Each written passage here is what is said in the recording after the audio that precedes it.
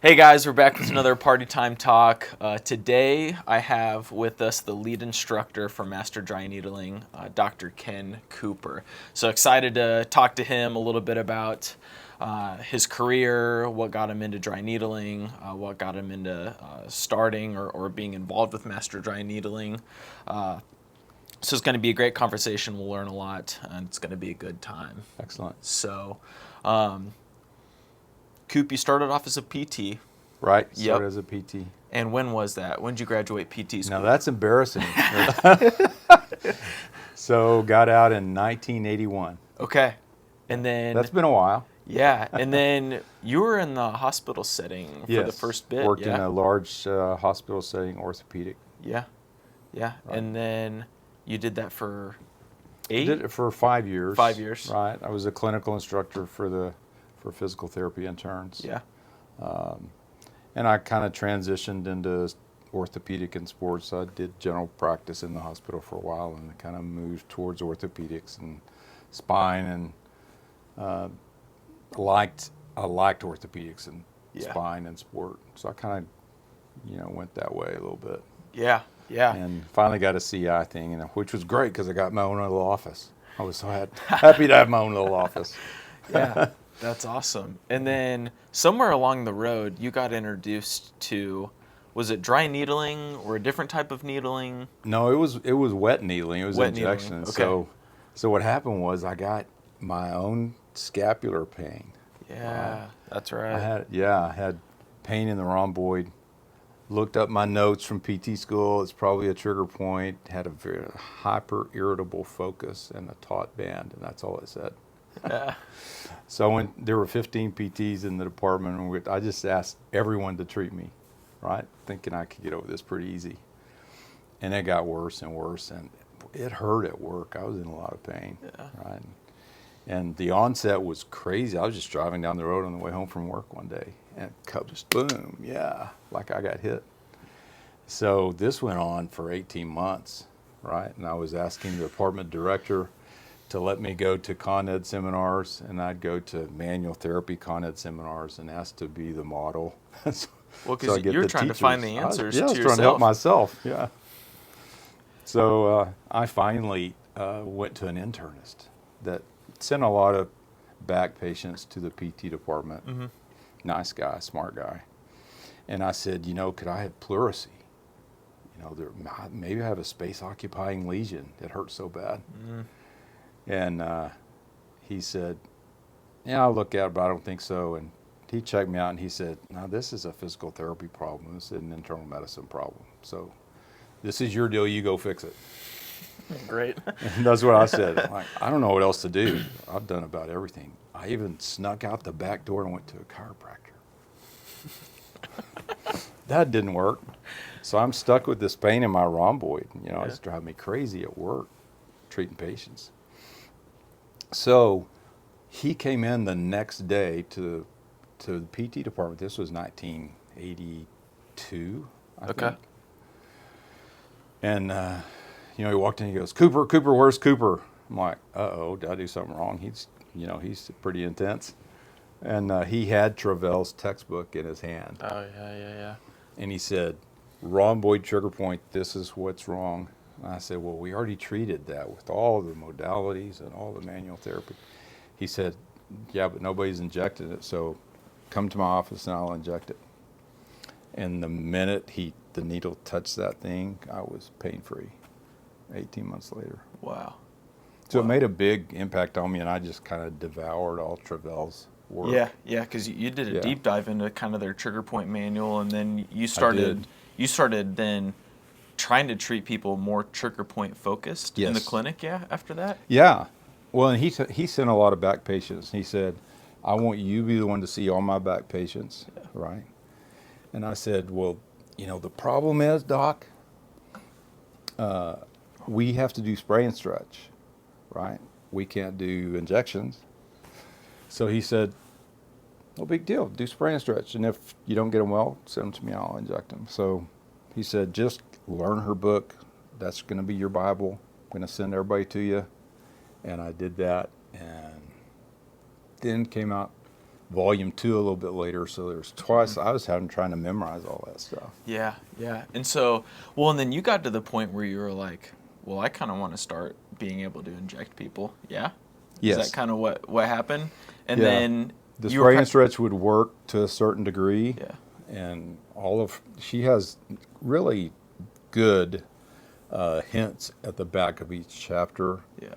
to how to prevent the trigger point from recurring with postural and exercise and all that stuff. But there was a limit, and he would have to inject. To your practice, yeah. Yeah. And then you, because you were practicing in Texas. Yes. Yes. Okay. And PTs in Texas could not do any sort of needling. Yeah, you couldn't puncture break the the skin. skin. Yeah. Yeah. So then, but chiropractors could. Yes.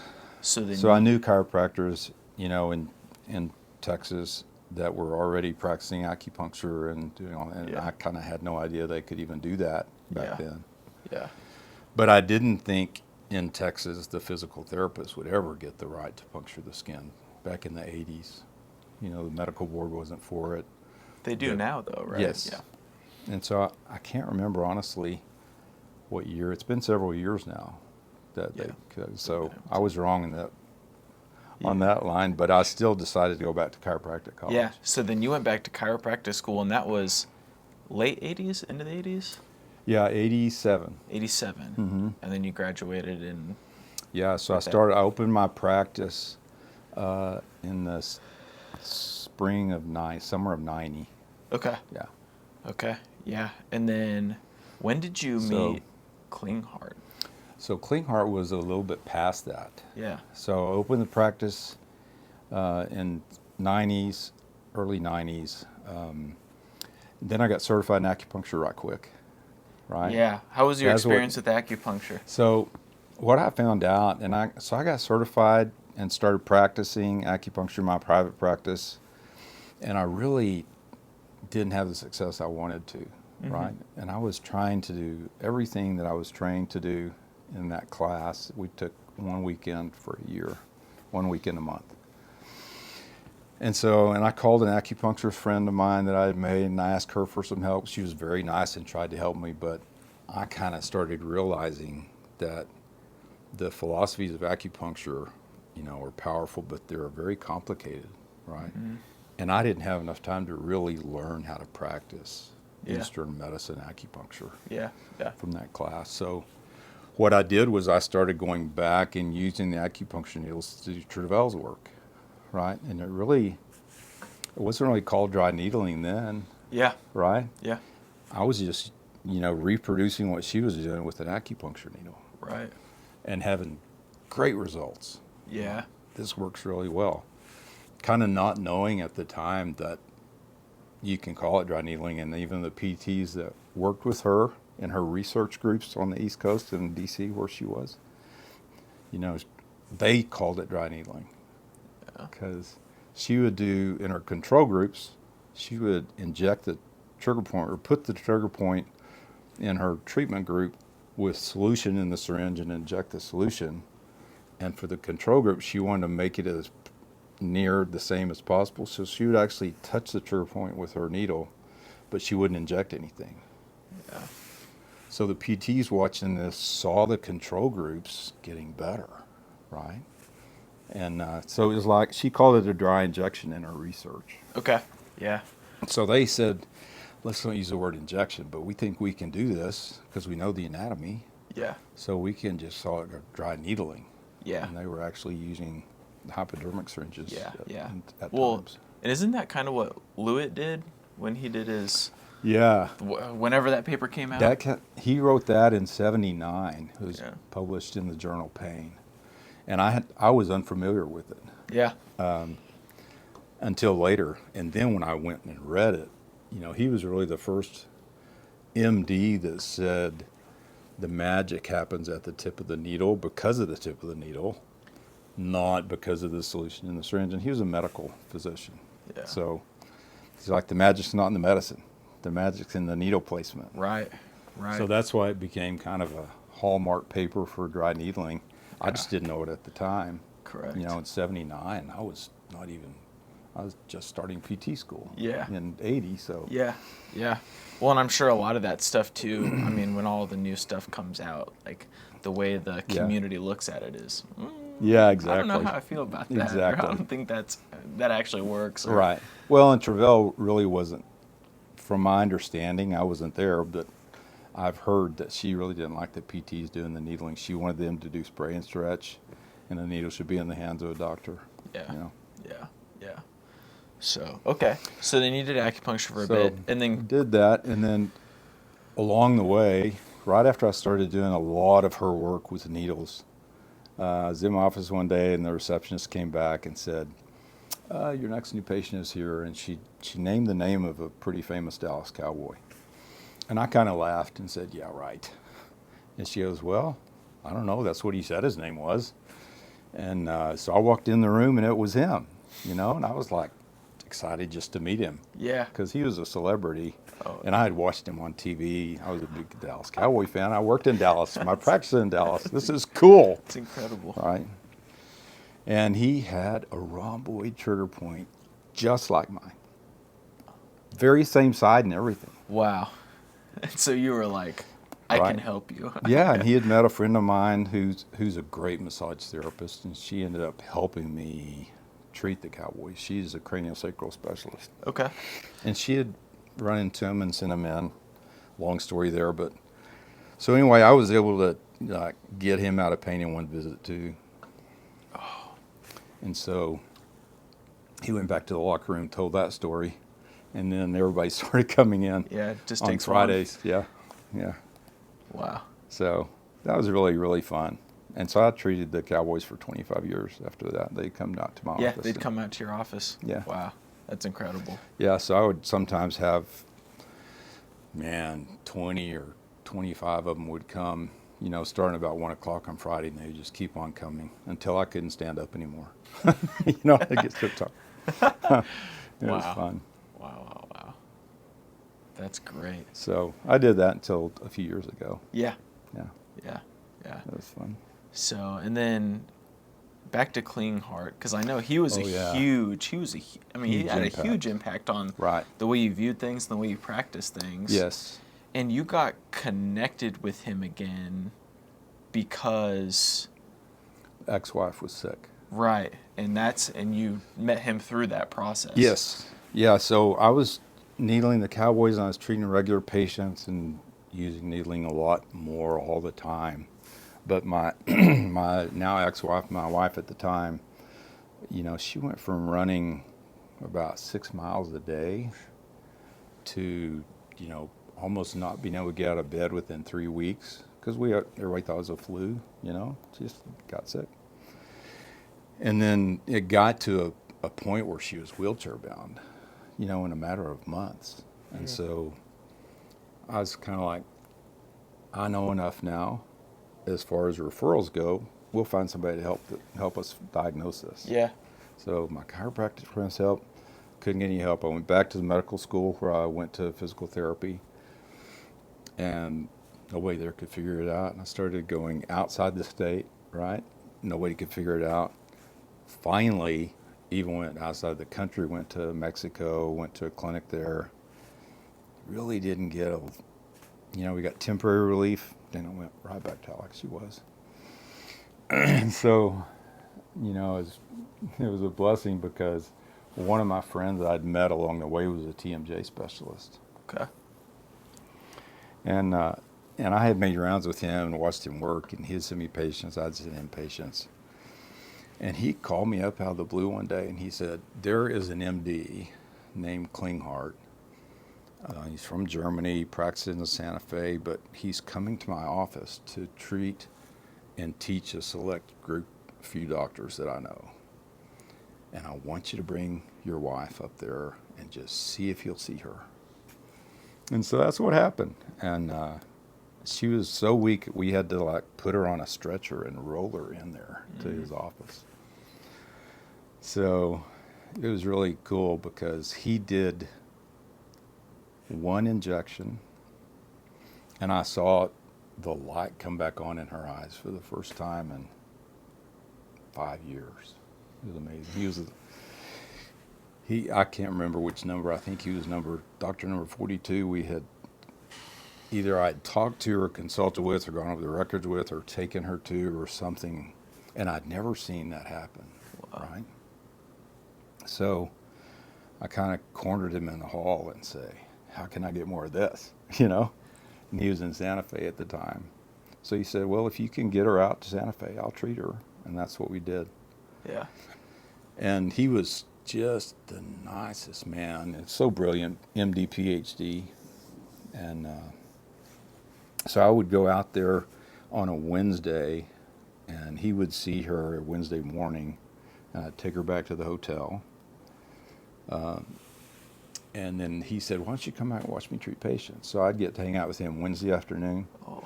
And then he'd treat her Thursday morning, and I would hang out with him Thursday afternoon. He'd treat her Friday. I had to hang out with him Friday. And so he said, you know what? And we did that once a month for a few months. And then he said, you know, why don't we do this?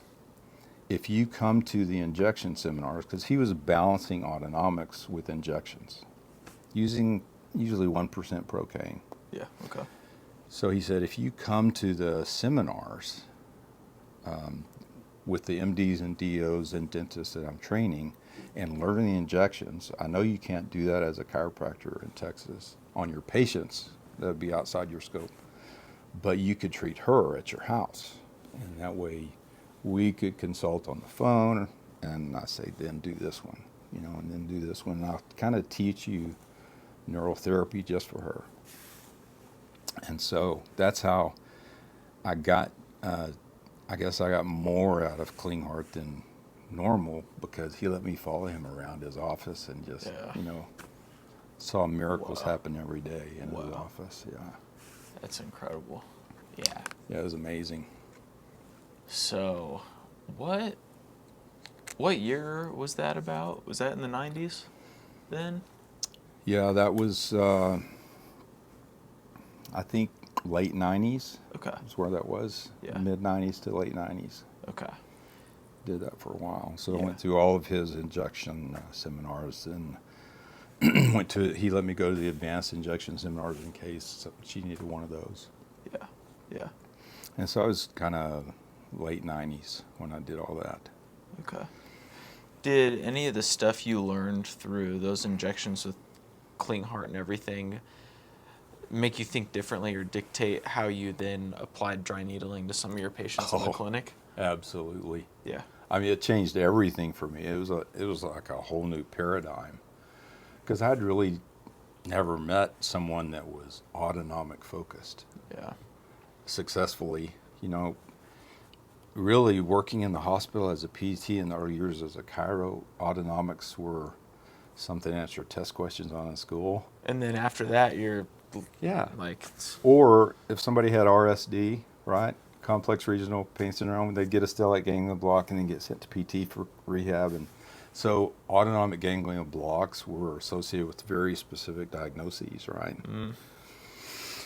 And he was using it for everything. In fact, he told me, he said, autonomic balance is the key to health. I said, Dr. Klinghardt, we don't believe that in the West. You know, autonomic balance is good, but it's not the key. The key to health, you know, there's so many keys to health, but I sat and watched him. He goes, I know, I kind of get that from people in the western part of the world a lot. Mm.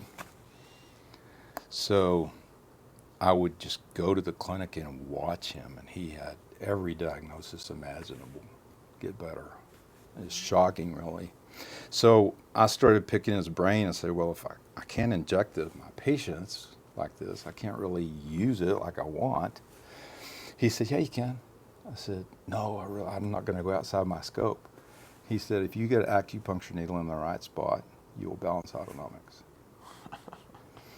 And then I got excited, kind of started paying more attention, and it changed everything in my practice. So, I mean, I love the stuff I learned from Travell.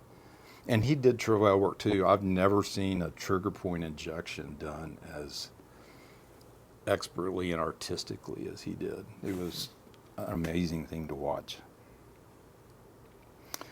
But in practice, then I would do the very same things that I learned from him with the injectate in the syringe. I would just use the dry needle like Yeah. that. Yeah. Wow. Wow. Changed everything. Yeah. And he taught me how to look for autonomic signs that were outside the region I was treating, body-wide autonomic signs. He showed me how to follow those and how to use those in treatment. So it was paradigm shifting, totally. Wow. So let's fast forward a bit, because you met Tom DeLonzo Baker later on down the road with TMR, Yeah, right. and then you connected with him to then help start Master Right. Dry Needling. Yeah. Yeah, so that was the third little personal experience that had a paradigm shift. So the first one was my rhomboid pain, took me into Ravel land, right? Then my ex-wife getting so sick took me into clean heart land, and then I was in a bad wreck in '08. And I got hurt pretty badly. Fractured my glenoid fossa with a shift, broke a lot of ribs, broke 3 bones in my hand, rotator cuff tear, hemothorax, pneumothorax, ended up developing complex regional pain syndrome after that. So I was hurt. Yeah. And I was just having trouble getting help for myself. Klinghardt had moved to Seattle by then, so I really couldn't fly out and see It's him. a long flight. I was a solo practitioner, and I was disabled, literally, right? And so I was thinking of ways to try to save my practice. I had a great chiropractor that came in and helped. He actually treated my patients for me and let me have the income. Wow. Just to save my practice. Yeah, Wow. His name was Hill Flora. He's a great guy. Wow. Amazing. Sounds like it. Yeah, Jeez. and so back in those days, Tom sent out postcards way back then for marketing. And I'm at home, disabled, wishing I could be treating patients, but hurting too bad to do it. And I'd been through 18 months of real high-level orthopedic rehab to a good friend of mine who was a PT that taught orthopedic rehab seminars. Smart guy. And I said, I'm going to do exactly what you say, how many reps you say, everything you say, I'm going to do it. And 18 months later, I was still not right. And at home one day, probably feeling a little bit sorry for myself, Tom's postcard comes in the mail. It says, get on totalmotionrelease.com and look at the videos. And if you think you might be interested, I'm coming to Dallas. And if you need CEUs, come on over and check it out. Yeah. So this was, '08 and or '09. I think it was '08. So it was so funny. I looked at the videos on his website. I kid you not. I got angry because I thought he doctored them. And maybe I was just broke because I was self-employed and not working. Mm-hmm. But I just called him out of the blue, looked up his home office address on the internet, found the number to his clinic, called his clinic, said, hey, this is Dr. Ken Coop from Dallas, and I would like to leave Tom a message. I was going to say to call me when he can. And his secretary says, hey, Tom, somebody's on the phone for you. And he picks up the phone and says, hey, this is Tom, what's up? And I never really expected to talk to him. I just wanted to kind of leave him a message that, like, I think you doctored your videos. Oh, man. I hate to admit that, so please don't put that out there, okay? Because I'm just admitting that, but anyway. So he gets on the phone and actually takes me through some TMR stuff. I'm at home in Dallas. He's in his office in Raleigh, Durham. Yeah. Right? And he says, just stand up out of a chair several times for me using your left leg only. And I said, you've got to be kidding me. He goes, do me a favor. And so I kid you not, my shoulder flexion went from 110 to 160. I did 10 sit-to-stands on one leg only, and my shoulder flexion improved that much. And if I hadn't experienced it, I never would have believed it, really. Right. Yeah. Yeah. But I felt it. I was just amazed. My arm kept going up. I've been trying to do that for so long. So he came to Dallas. I took his level 1 class. I think this was level 1. Yeah, so the guy sitting next to me, we were introducing each other before the class started, and he was a PhD that's in charge of research at the physical therapy school in Dallas, where I had graduated from way back in '81. Wow. And he says, I think this guy's a fraud, and I'm going to prove it. Right? I'm not so sure. I'm going to take the class myself. Right? And then he started publishing studies on total motion release not long after that. Right? And I said, yeah, I thought that too, until I felt in my own body some stuff that I never experienced and never thought. So that was kind of my third paradigm shift from a personal bad experience, you know? Yeah.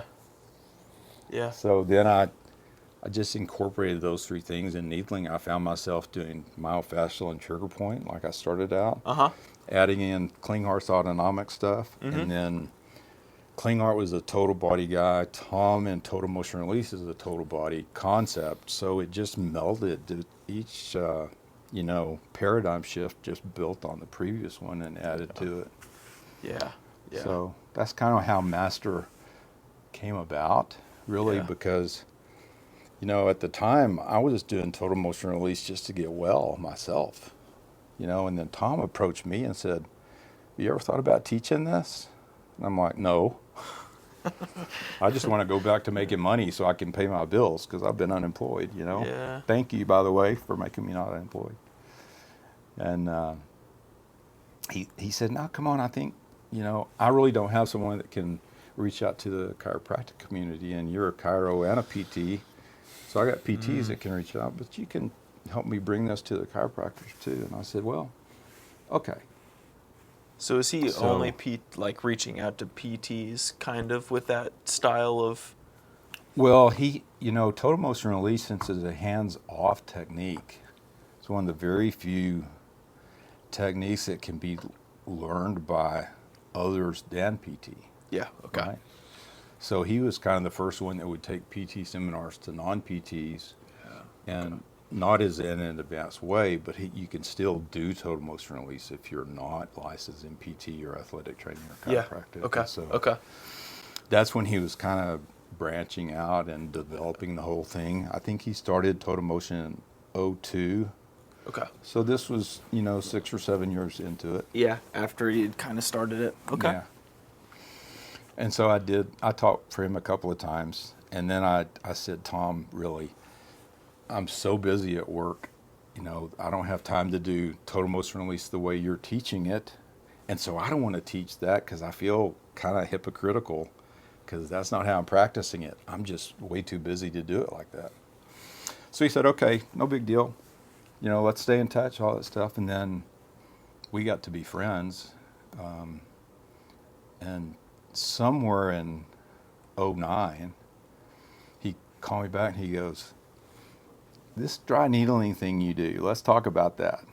Right? And so we kind of started talking, and he quizzed me kind of like you're doing. He said, "Tell me about this, tell me about this, tell me about this," and kind of unpeeling all the layers. And he said, "I want you to develop a dry needling program for this company." And before that, he'd say, "A facet joint that's restricted or blocked, I can help with total motion release, but manipulation works a lot faster, and then I can keep it free with total motion release. So since you're a PT and a chiro, what about teaching manipulation? Because you do that all the time too." So I did that, and I started teaching some manipulation. And that's when he said, after that a little bit, he said, "Why don't we let somebody else teach manipulation, and you create a dry needling program?" And so that's kind of the evolution of all that. Okay, gotcha. So I just noticed, part of the way Tom works mentally is he takes what somebody's doing and almost creates a step process to it. So he flew to Dallas and he watched me treat patients. And then he helped develop together the master dry needling thing, because I told him about the trigger point, I told him about clean heart, Yeah. and I told him how he had influenced me, and then we kind of put all three together Yeah. into this program. Yeah. When did Master Dry Needling start teaching seminars? Like, when did your first seminar? I want to say '09. Okay. I think that's right. That may have been manipulation, though. Okay. I'd have to go back and check. Yeah, but it's But right around '09 or 2010 is when I started teaching for him, and then I started kind of doing both. Yeah. And then we got a PT to teach some manipulation courses to Okay. manipulation, and I did all dry needling. Yeah, yeah. And so Master Dry Needling then has been, you guys are coming up on 15 years Yeah. then? Yeah, 13 or 14. 13 I or think. 14? Yeah, Yeah. it's been around. That's incredible. Yeah. Yeah. And so then you've just been kind of traveling the United States on some weekends and Yeah, continuing to teach Yeah. your courses and kind of, yeah. So I did both since '09. I teach for him on weekends, and then go back to my private practice during the week. And then as it grew, and we started adding. For a long time, I was the only teacher, and then Yeah. we started adding more people. and started kind of going farther out, and then I started getting so busy. I said, Tom, I got to have some help. I can't work afford two to jobs. Yeah, I was all the getting time. exhausted. Oh, yeah. Right. You burn yourself out Yeah. fast. I can't Yeah. imagine. But it was fun to, go bring to a seminar patients I had treated just that week with the very same thing I was teaching, right? And so it was fun. It was just tiring. Yeah. Oh, for sure. Yeah. So, but that's incredible, and it's good for me to because I've heard some of your story before, but I just love hearing it again because the way Master and you have structured the courses to be taught, it just covers so many different things that I think are often missed, and not only with dry needling, but I think in general treatment too. So, what I like seeing Right. from you teach and the other instructors come to our clinic when you guys teach is I feel like you guys do a good job of empowering the clinicians to take into account what they already know, what they already learned, what they're already Right. good at, and add in the practice of dry needling with all the other things to take into account, whether it's trigger points, autonomic stuff, cross-body connections with total Exactly. motion release. Right. It's awesome. So Yeah. I think it's very unique.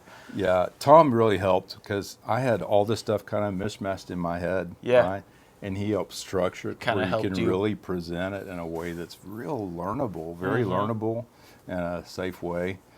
And we helped set it up because what convinced me were the changes in my body. That's what convinced me going down this path. Yeah. And so we set it up where everybody that comes to the class will see changes in their body when this Yeah, is applied. yeah, and track that too. Yeah, because there's a saying, I don't know who said this saying, Brett says it all the time, but it's Yeah. not like all research is evidence, but not all evidence is There research. you go. I like that. And there's so much research you present on it that's been done on dry needling and other things surrounding dry needling, but also you can't deny the personal stories people have, whether Right. they've got dry needling done somewhere else or they come to the course and they're checking all their functional deficits and then they get Right. something needled and then they check them again and they're like, holy smokes, Yeah. I'm way better. Yeah. Like it's, Exactly. that stuff's incredible. Yeah. So, And I use that a lot. And I think it's going to take us to the research we need, because we're going to get somebody that's research minded that feels that change in their body, right? And say, why did that happen? I want research to back it up, right? And that's what Tom had to do, right? Starting a new technique, there's not evidence-based research to support it because it's brand new. right. But you get someone, a clinician that has success, says, I want to see why that worked, Yeah. right? Yeah. And so I'm hoping that we're growing researchers, every time we teach Yeah. after experiencing it in their own bodies. Yeah. Exactly. So it's your job to go find the funding for that research. Yeah. Yeah. Exactly. It's outside my wheelhouse. So, well, awesome. I mean, we could sit on this couch, and I'm pretty confident we could talk for hours and hours and hours. But Oh, yeah. it was awesome to hear your story, how it shaped the way you treated people, and then how you're now teaching others to use some of that same information, because that's what it's all about, just continuing to pass down all of our experiences and knowledge we've gained just to help a whole body of clinicians, whether it's AT, PT, chiro, massage therapy, whatever it is. Like we're all on the same team trying to help get Help each the other patient, better. make the patient the focus again instead of the turf war. Exactly. Yeah. Exactly. So Kind of gotten away from that. yeah. But this has been Yeah. awesome. Guys, I hope you liked this party time talk. Again, this is Dr. Ken Cooper. Super awesome. If you can, if you're able to dry needle in whatever state or area you're in, I would highly encourage to take a master dry needling course. Thanks, man. All the instructors are awesome. You learn a ton. They've got multiple levels. So, but yeah, that concludes the talk. My LaCroix is about done. So, And gotta I can go work get on a my water refill. finally. Yeah, exactly. And eat. Yep, exactly. So we'll Thanks, catch you guys. guys next time.